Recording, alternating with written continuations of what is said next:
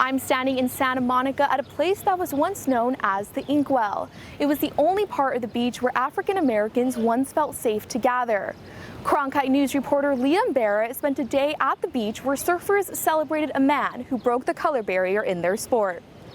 So thank you for joining us to celebrate Nick. Nick Gabaldon is celebrated as the first Black and Latino surfer in Los Angeles. The Santa Monica native grew up in a time when people of color could only go to a beach locals called the Inkwell. Marion Clark teaches inner city kids to surf. She says Gabaldon's story still has an effect on the community. I think it's so important that we acknowledge the legacy of segregation in Los Angeles among the surf community, like among people of color and the waterline, and we can do something about that. This year marks the 10th Nick Gabaldon Day. Jeff Williams says the Black Surfer Collective started the tradition because they needed a unifying figure.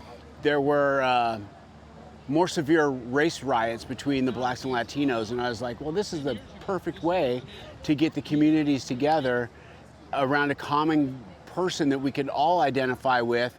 Gabaldon's story inspires many to come to the beach and feel like they belong. Surfing is not a sport where we tend to see a lot of people of color, right? And for a long time, it felt like we didn't maybe have permission to partake in that. And so knowing that, there was somebody around in the 50s, that was surfing, it kind of gives us permission to be like, oh, this is something for us to do. According to the latest census, more than 70% of people in Los Angeles are people of color. Yet according to surf organizations like Color the Water, the surf community is still white dominated.